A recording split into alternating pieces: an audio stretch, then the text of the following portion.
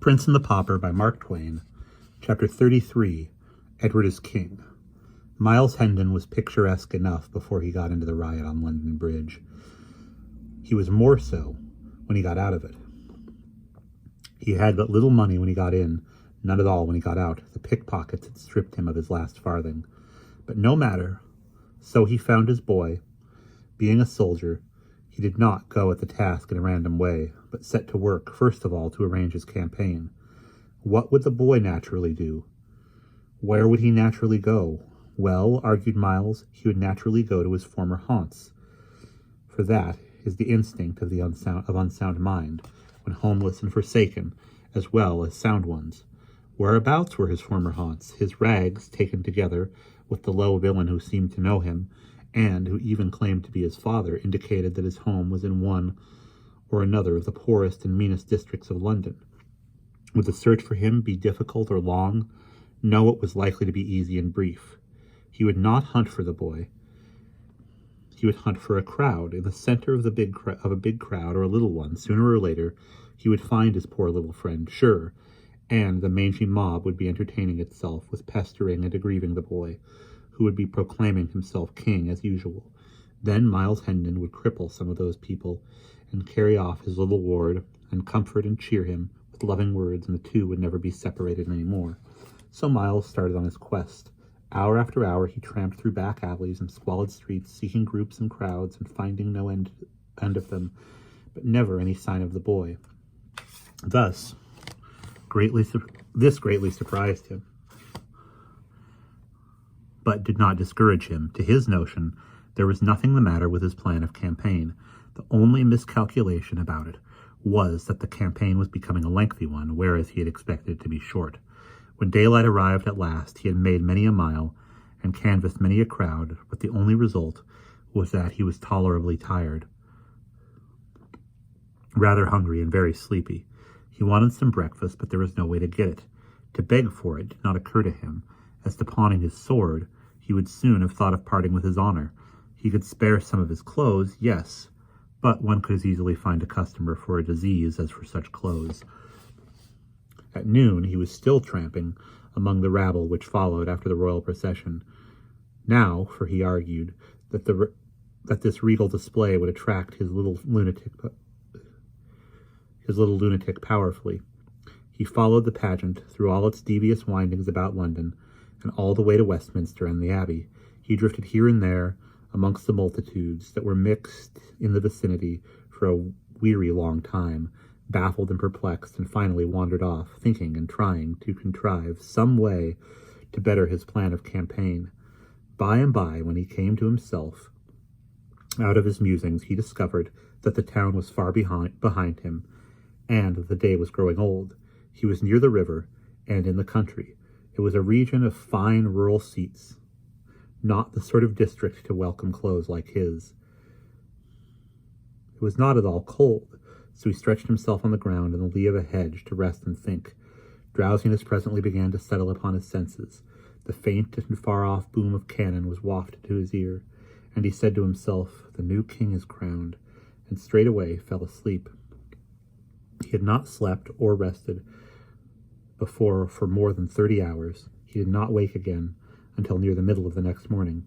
He got up, lame, stiff, and half famished, washed himself in the river, stayed his stomach with a pint or two of water, and trudged off toward Westminster, grumbling at himself for having wasted so much time. Hunger helped him to a new plan now. He would try to get speech with old Sir Humphrey Marlowe and borrow a few marks. But that was enough for a plan for the present. It would be time enough to enlarge it when this first stage should be accomplished. Toward 11 o'clock, he approached the palace, and, although a host of showy people were about him, moving in the same direction, he was not inconspicuous. His costume took care of that. He watched these people's faces narrowly, hoping to find a charitable one whose possessor might be willing to carry his name to the old lieutenant. As to trying to get into the palace himself, that was simply out of the question. Presently our whipping boy passed him, and wheeled about and scanned his figure well, saying to himself, "And is this not the very vagrant abond his majesty is in such a worry about, then I am an ass. Though belike I was that before, he answereth to the description to a rag, that God should make two such would be to cheapen miracles by wasteful repetition. I would I could contrive an excuse to speak with him. Miles Hendon saved him the trouble, for he turned about, then, as a man generally will when somebody mesmerizes him, by gazing hard at him from behind and observing a strong interest in the boy's eyes. He stepped toward him and said, You have just come from the palace. Do you belong there? Yes, your worship. Know you Sir Humphrey Marlowe? The boy started, and said to himself, Lord, mine old departed father. Then he answered aloud, Right well, your worship. Good. Is he within? Yes, said the boy, and added to himself, Within his grave. Might I crave your favour to carry my name to him, and say I beg a word in his ear? I will dispatch the business right willingly, fair sir. Then say, Miles Hendon, son of Sir Richard, is here without. I shall be greatly burdened to you, my good lad. The boy looked disappointed.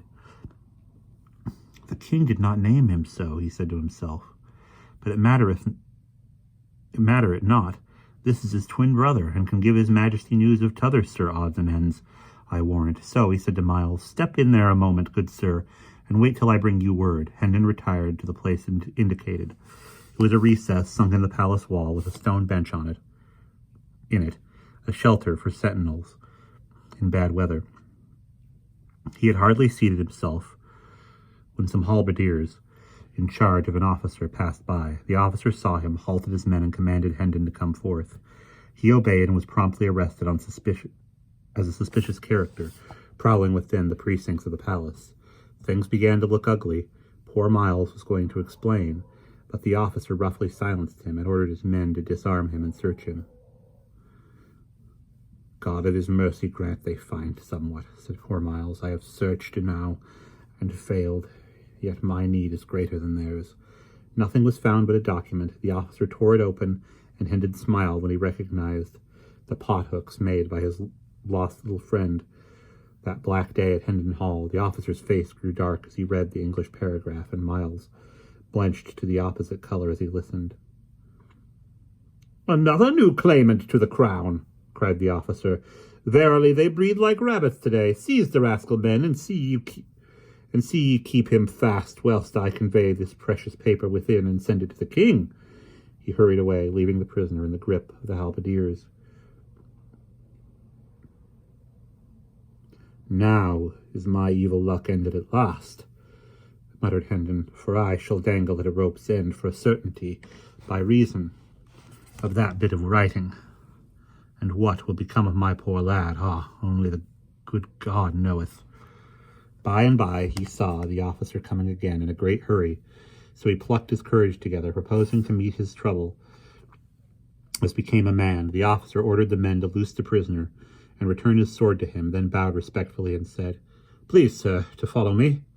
Hendon followed, saying to himself, And I were not travelling to death and judgment, and so must needs economize in sin, I would throttle this knave for his mock courtesy. The two traversed a populous court, and arrived at the grand entrance of the palace, where the officer, with another bow, delivered Hendon into the hands of a gorgeous official, who received him with profound respect, and led him forward through a great hall, lined on both sides with rows of splendid flunkies, who made reverential obeisance as the two passed along, but fell into death throes of silent laughter at our stately scarecrow the moment his back was turned, and up the broad staircase, among flocks of fine folk, and finally conducted him into a vast room, clove a passage for him through the assembled nobility of England, then made a bow, reminded him to take his hat off, and left him standing in the middle of the room, marked for all eyes, for plenty of indignant frowns, and for a sufficiency of amused and derisive smiles. Miles Hendon was entirely bewildered. There sat the young king under a canopy of state 5 steps away, with his head bent down at his side, speaking with a sort of human bird of paradise, a duke maybe. Hendon observed himself that it was hard enough to be sentenced to death in the full vigor of life, without having this This peculiarly public humiliation added. He wished the king would hurry about it. Some of the gaudy people near were becoming pretty offensive. At this moment the king raised his head slightly, and Hendon caught a good view of his face. The sight nearly took his breath away. He stood gazing at the fair young face like one transfixed, then presently ejaculated, "Lo! The lord of the kingdom of dreams and shadows on his throne!" He muttered some broken sentence, still gazing marveling, then turned his eyes around and about, scanning the gorgeous throng and the splendid saloon, murmuring, "But these are real! Verily they are real! Surely it is not a dream!" He stared at the king again and thought, Is it a dream? Or is he the veritable sovereign of England, and not the friendless poor Tom of Bedlam I took him for? Who shall solve me this riddle? A sudden idea flashed in his eye, and he strode to the wall, gathered up a chair, brought it back, planted it on the floor, and sat down in it. A buzz of indignation broke out. A rough hand was laid upon him, and a voice exclaimed, "Up, thou mannerless clown! Wouldst sit in the presence of a king?" The disturbance attracted his majesty's attention, who stretched forth his hand and cried out, "Touch him not! It is his right." The throng fell back. Stupefied, the king went on, "Learn ye all, ladies and lords and gentlemen, that this is my trusty and well-beloved servant, Miles Hendon, who interposed his good sword and saved his prince from bodily harm and possible death, and for this he is a knight by the king's voice. Also learn that for a higher service, in that he saved his sovereign stripes and shame, taking these upon himself, he is a peer of England, Earl of Kent, and shall have gold and lands meet for the dignity. More, the privilege which he has just exercised is his by royal grant, for we have ordained that the chiefs of his line shall have and hold the right to sit in the presence of his Majesty of England henceforth, age after age, as long as the crown shall endure. Molest him not." 2 persons who, through delay, had only arrived from the country during this morning, and had now been in the room only 5 minutes, stood listening to these words and looking at the king, then at the scarecrow, then at the king again, in a sort of torpid bewilderment. These were Sir Hugh and Lady Edith, but the new earl did not see them. He was staring at the monarch in a dazed way and muttering, "Oh, body o' me! This, my papa, this, my lunatic, this is he whom I would show what grandeur was in my house of 70 rooms and 27 servants. This is he who had never known aught but rags and raiment, kicks for comfort, and offal for diet. This is he whom I adopted and would make respectable. Would God I had a bag to hide my head in." Then his manners suddenly came back to him, and he dropped upon his knees with his hands between the king's, and swore allegiance and did homage of his lands and titles. Then he rose and stood respectfully aside, a mark still for all eyes, and much envy too. Now the king discovered Sir Hugh, and spoke out with wrathful voice and kindling eye, "Strip this robber of his false show and stolen estates, and put him under lock and key till I have need of him." The late Sir Hugh was led away. There was a stir at the other end of the room. Now the assemblage fell apart, and Tom Canty, quaintly but richly clothed, marched down between these living walls. Preceded by an usher, he knelt before the king and said, "I have learned the story of these past weeks, and I am well pleased with thee. Thou hast governed the realm with rigid royal gentleness and mercy. Thou hast found thy mother and thy sisters again. Good, they shall be cared for, and thy father shall hang if thou desire it, and the law consent. Know all ye that hear my voice, that from this day they that abide in the shelter of Christ's hospital and share the king's bounty shall have their minds and hearts fed as well as their baser parts, and this boy shall dwell there and hold the chief place in its honourable body of governors during life, and for that he hath been a king.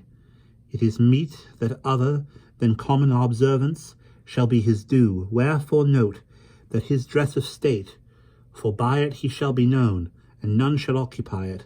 And wheresoever he shall come, it shall remind the people that he hath been royal in his time, and none shall deny him his due of reverence, or fail to give him salutation. He hath the throne's protection, he hath the crown's support, he shall be known and called by the honourable title of the King's Ward. The proud and happy Tom Canty rose and kissed the king's hand, and was conducted from the presence. He did not waste any time, but flew to his mother to tell her and Nan and Bet all about it, and get them to help him enjoy the great news. And that is the end of chapter 33.